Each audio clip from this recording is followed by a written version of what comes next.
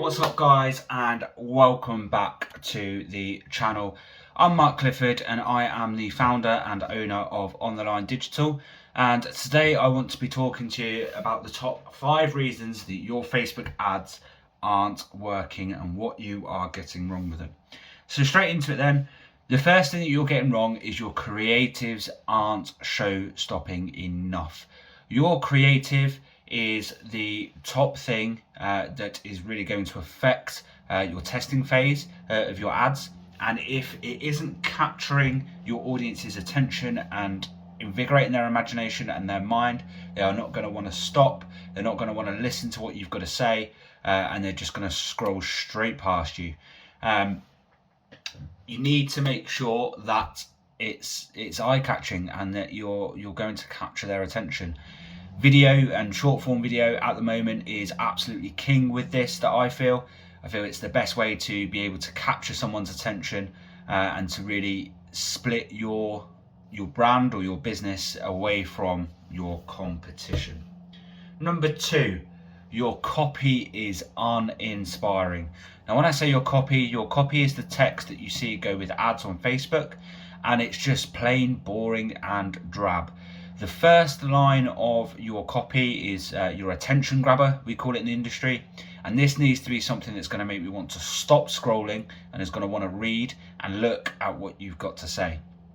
So if you're just going straight into a sales spiel of how you're the best property developer in the Northwest, I'm probably just going to scroll right past it. But if you're telling me that you're going to give me free pizza as well as giving me a 50x return on my investment, I'm probably going to stop. I'm going to listen, mainly because that's what property developers want. They want to know, or your investors want to know, how much you're kind of able to return them. And B, who doesn't love pizza?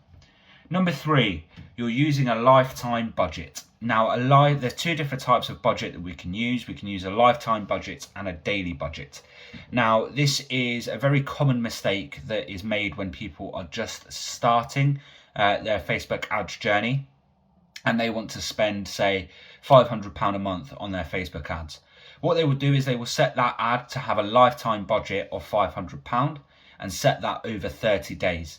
Now, what that does is Facebook won't control how that is spent daily. They will just spend £500 over that 30 days. It also means at the end of that 30 days, your ads are just going to stop. Okay, so you're never going to really gain any momentum, because the more we stop and start ads, the less they kind of work with the algorithm. It gets disrupted. If you start to get into a really good flow, that just kind of gets stopped. So it's better to use a daily budget and control your spending that way. If you're spending £500 a month on ads, your daily budget works out around about £16.60 per day. And what this does is it allows you to control how much is spent on each ad each day, so that it gives you a consistent and fair test of what your ads are doing, what's working, what's not, and give you a better indicative performance that you can look back on and make your informed, data-driven decisions on. Number 4 is subpar audiences. Now, your audience is who is going to see your Facebook ad. It's your target market, it's your demographic. And I'm going to run a video later on in the week about this, of a living client organism, so you can really understand who your target audience is.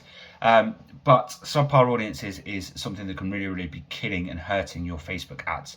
Now, there are 2 different types of audiences, or 3 different types of audiences we can use.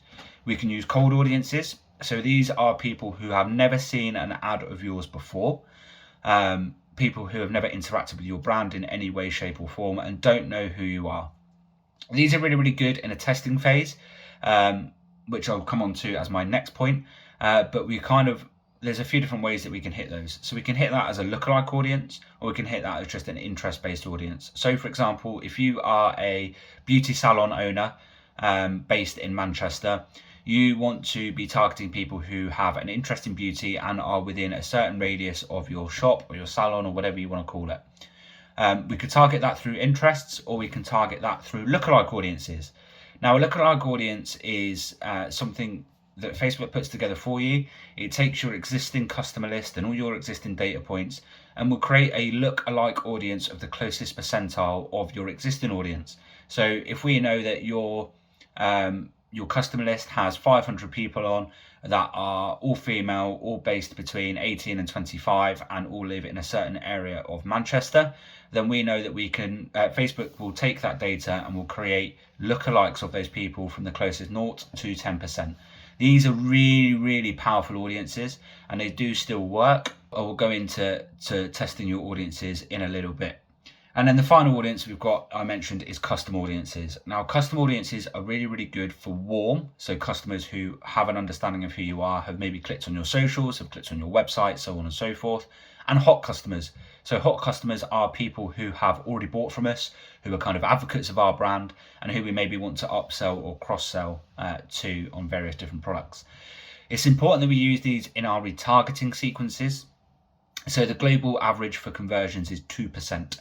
So that means out of every 100 people that view your website, only 2 people will buy on the first occasion of visiting. And what we want to do is we want to retarget those other 98 to come back into the sales funnel, because if they don't, they may never see that ad again. They may be lost as a customer, and when they go to look for your services, they've probably forgot the name of who you are and will just go with another competitor who they find when they're searching on Facebook.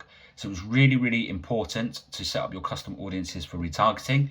The top kind of few that I would suggest is obviously web visitors, anyone who has submitted information on your website, anyone who has started a checkout process or a lead gen form process, anyone who's added their payment info, and anyone who has viewed or looked at your socials, any video content, etc., anything like that on your social media, so that you can really encompass everyone who has seen that ad and bring them back into the sales funnel. And the fifth thing you are getting wrong with your Facebook ads is you are not testing enough. I see this day in, day out when I speak with various business owners and various agency owners who work with us in our programs, that they are not testing enough. Every testing cycle should take about 2 to 3 days, so that within about sort of 6 to 8 you have a fully functioning running ad. You need to test one variable at a time. So if you are testing copy, test your copy. If you are testing your creative, test your creative. And if you are testing your audience, test your audience. Don't test all 3 at the same time. It gives you too much data, not enough sort of granular splits, so that you can understand which bit is affecting which part of the ad. And you're just not doing this enough. When you've then got a winning ad and that is working and you are spending budget on that and you are running with that, you need to then continue to test new ads, because that one ad that you've got working now in 2, 3, 4, 5 weeks time may not be working. So you need to consistently test and adjust and test and adjust. And then what happens is you generally got this really good ecosystem of ads.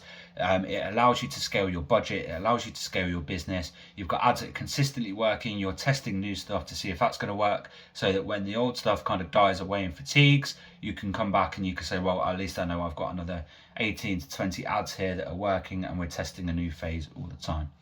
So they're my top 5 tips for the things that you are getting wrong with your Facebook ads. I hope to see you again on the channel soon. The next video we are going to be covering, I'm going to give you my perfect client organism. So this is how you can identify your perfect client, of who you want to work with, and who you can target through your Facebook ads. See you soon.